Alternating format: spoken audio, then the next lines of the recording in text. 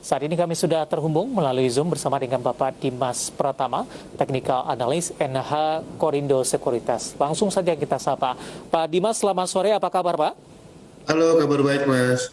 Terima kasih Pak Dimas sudah meluangkan waktu di IDX Channel. Pak Dimas, hari ini indeks harga saham gabungan dominan bergerak di zona merah. Asia juga tampaknya seperti itu, kemudian juga Wall Street dari sisi penutupan juga mengalami koreksi. Kondisi ini terjadi pasca rilisnya risalah The Fed terkait dengan kenaikan suku bunga di tahun 2022 ini. Seberapa besar Anda melihat pengaruh dari sentimen ini terhadap pasar global secara keseluruhan, Pak? Ya, memang agak ini ya, kenaikan tingkat suku bunga yang cukup cepat menjadi 1,7 pun juga ini menjadi perhatian investor selain rilis yang The Fed yang mau merencanakan naik suku bunga 0,75 ya dipercepat. Nah ini juga akhirnya tadi sempat di sesi 1 tempat dari panic selling di market. Nah akhirnya tadi kita di sesi 2 mencoba rebound dan akhirnya berhasil closing di 6653 dan cuman minus sekitar 89 poin ya. Dan ini boleh dibilang memang kita masih dalam fase konsolidasi teknikal. Kalau kita tahu kemarin crash-nya masih antara di 6590 sampai dengan 6680-an. Jadi memang saat ini sudah cukup rendah dijaga di antara 6650, kita berhasil kembali di atas 6600 dan harapannya sih besok ada potensi untuk rebound. Jadi memang ini hanya kepanikan saat karena ada info pernyataan dari The Fed yang akan mempercepat kenaikan suku bunga sih. Baik, ketika skenario ini berjalan sesuai dengan perkiraan The Fed menaikkan suku bunga acuannya di tahun 2022 ini, seberapa besar Anda melihat dampaknya ke pasar domestik, Pak Dimas? Banyak pihak yang mengatakan Indonesia cukup siap untuk kali ini dibandingkan dengan momentum-momentum di tahun-tahun sebelumnya. Ya, memang mungkin akan terjadi ada capital outflow pasti ya. Kenapa? Karena kenaikan suku bunga biasanya akan diiringi dengan kenaikan tingkat inflasi dan itu biasanya akan terjadi capital outflow. Namun kalau kita lihat market kita sudah mulai kuat, investor juga mulai domestik terutama mampu menahan ketika asing keluar. Jadi memang saat ini boleh dibilang kita agak lebih siap lah untuk mengantisipasi dan kalau kita lihat pergerakannya memang diprediksi sampai kuartal 1 ke depan memang kita akan terjadi konsolidasi dengan range yang cukup lebar ya, paling sekitar 300-400 poin. Jadi memang saat ini masih dalam fase tahap konsolidasi untuk IHSG. Pak Dimas, ketika The Fed jadi menaikkan suku bunga acuannya, Anda melihat arah kebijakan Bank Indonesia seperti apa? Apakah kondisi dari kenaikan suku bunga juga akan diberlakukan dan dampaknya kepada saham-saham yang cukup sensitif dengan kondisi ini? Ya, kalau kita lihat memang untuk overall untuk 2022 sendiri ya kemungkinan Bank Indonesia masih akan untuk di awal-awal mungkin masih akan sedikit menahan, tapi ada indikasi sampai dengan akhir tahun pun masih akan nampaknya akan menaikkan sekitar 50 basis point ya ke depan sampai dengan 4%. Jadi memang ini pun juga antisipasi dari kebijakan kenaikan tingkat suku bunga US ya, kita tahu tahun ini direncanakan tiga kali ya. Nah ini sebenarnya kalau saat ini sih masih belum akan masih tetap mungkin akan bertahan di start 3,5. Jadi memang dampaknya balik lagi mungkin sektor perbankan otomatis biasanya akan dibuang lebih dulu oleh asing dan juga mungkin sektor-sektor lainnya yang terkait dengan ini ya mungkin kalau kita lihat kita masih oriented ke domestik ya Mas. Jadi memang saat ini banking pun secara teknikal pun saat ini masih terjadi konsolidasi. Jadi memang mungkin masih akan terjadi distribusi di beberapa saham big cap untuk perbankan sendiri sih. Baik, kenaikan suku bunga The Fed, kemudian juga ada peluang Bank Indonesia akan menaikkan juga dari suku bunganya begitu. Ini akan mempengaruhi performa saham-saham perbankan big cap tidak Pak di 2022 ini? Ya, kalau kita lihat memang biasanya sih kan kita nggak tahu nih jadwalnya kapan, tapi kalau info yang terakhir kan di sekitar Maret ya untuk yang tahap pertama dari kenaikan suku bunga. Dan ini juga kita perlu lihat lagi ya ke depannya karena masih ada tiga tahap untuk kenaikan tingkat suku bunga di tahun ini.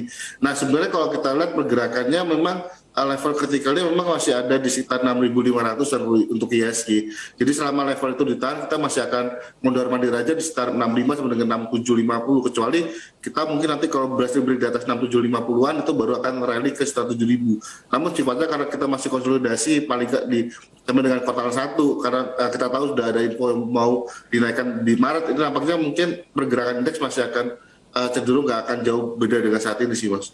Baik, untuk saham-saham perbankan, terutama perbankan big cap, Pak Dimas, bagaimana Anda melihat performanya sampai sejauh ini? Performa kalau dari kinerja 9 bulan kemarin masih bagus dan kita optimis untuk tahun 2002 akan terjadi pemulihan lebih baik lah terjadi dari perbankan. Dan juga untuk saat ini sebenarnya kalau secara valuasi masih cukup murah.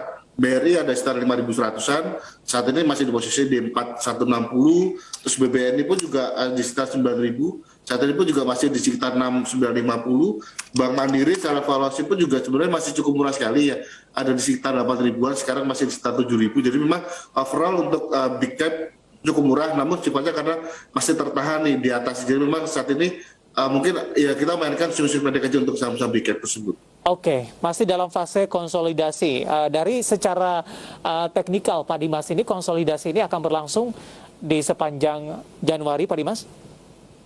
Nampaknya iya, karena kita lihat memang masih ada belum masih tertahan seperti Bank Mandiri lah. Kalau kita lihat memang kalau dia belum berhasil break di atas 7.200, indikasinya dia masih akan bermain di range antara 69 sampai dengan 7.200, kecuali break di atas 72 baru kita akan menguji 7.500. Nah, untuk BBRI sendiri sama, BBRI pun juga masih bergerak flat ya Mas. Dia beberapa waktu terakhir dari bulan Desember kemarin sampai sekarang pun dia masih bermain di range 4.000 sampai dengan 4.250.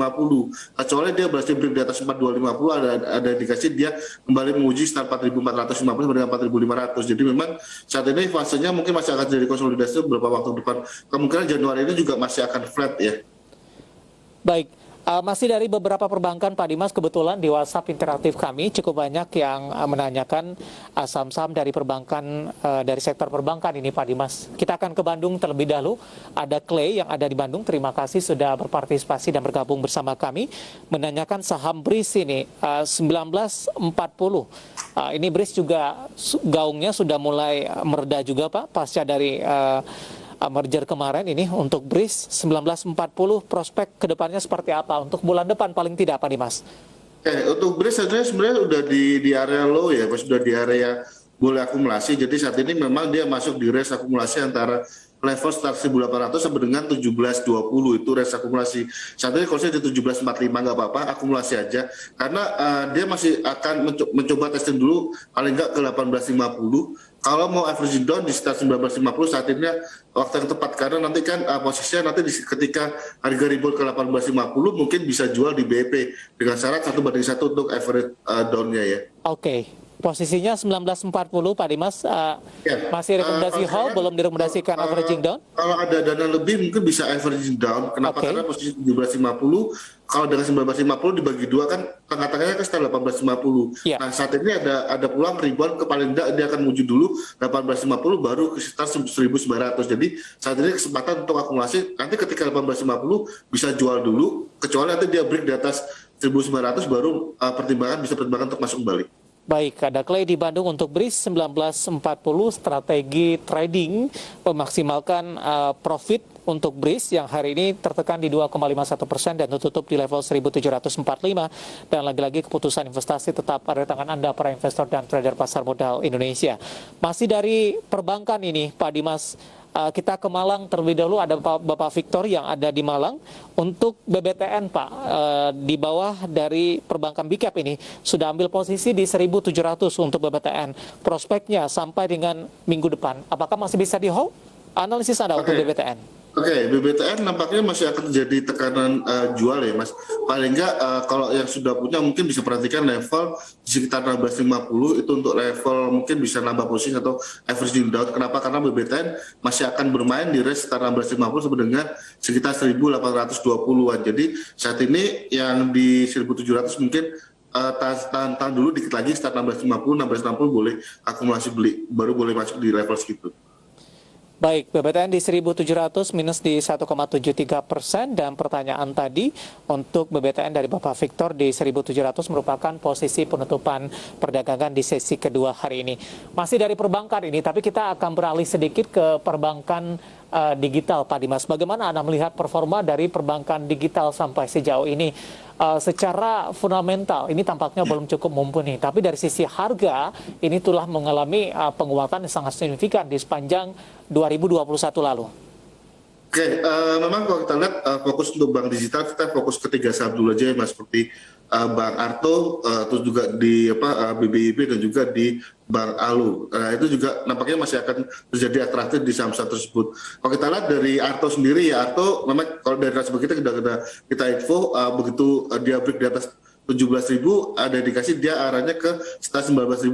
Saat ini closing di 18.550. Jadi yang teman-teman yang belum punya mungkin bisa ikutan main dulu dengan target terdekat di 19.50. Apabila berhasil break lagi di atas 19.50, ke depan dia arahnya ke sekitar 23.000. Nah, untuk BBIB sendiri saat ini pun juga udah mulai ada rebound ya. Paling enggak kalau kita lihat dia harus closing dulu di atas 2.450 itu baru aman. Target pertama di sekitar 2.600. Next baru dia akan menguji 2850. Jadi saat ini BBIB pun udah ada sinyal untuk ada potensi untuk rebound. Jadi saat ini dia akan mencoba testing dulu di sekitar 2.600 untuk TP yang satu.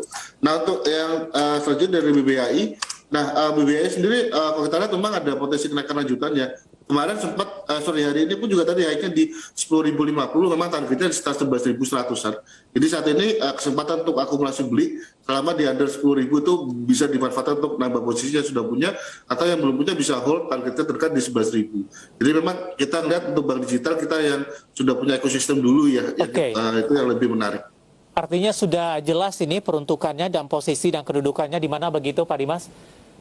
Kalau kita lihat memang yang masih akan terjadi yang menjadi perhatian investor kan yang sudah mempunyai basis ekosistem ya. Dan itu pasti akan digarap besar. Kenapa? Karena kalau kita lihat secara fundamental pun saat ini juga sudah cukup mahal dan cukup susah untuk evaluasi. Namun kalau secara pergerakannya mungkin bisa dimanfaatkan untuk secara teknikal, kita main teknikalnya saja. Baik, kita akan coba sapa Bapak Andre yang ada di BSD ini Pak Dimas.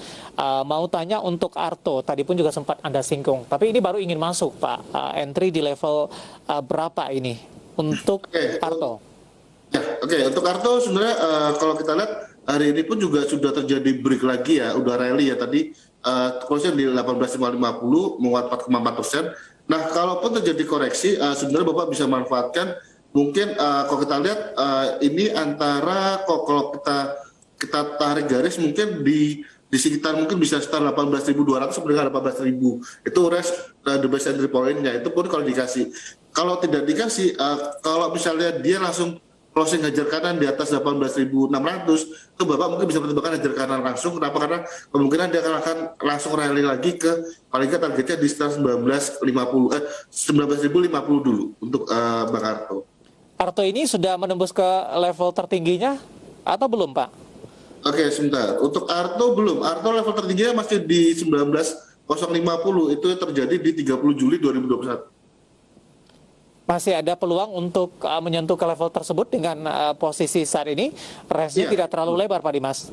Iya, karena memang kenaikannya sudah, kalau dari nasabah kita sendiri sudah kita info begitu break di atas 17.000 kita masuk targetnya di 19.050. Baik, perbankan big cap tadi ada juga PBTN, kemudian juga perbankan dari bank digital yang kenaikannya cukup signifikan di sepanjang 2021 dan tampaknya masih berlanjut di 2022, dan lagi-lagi keputusan investasi tetap ada di tangan Anda, para investor dan trader pasar modal Indonesia. Pak Dimas.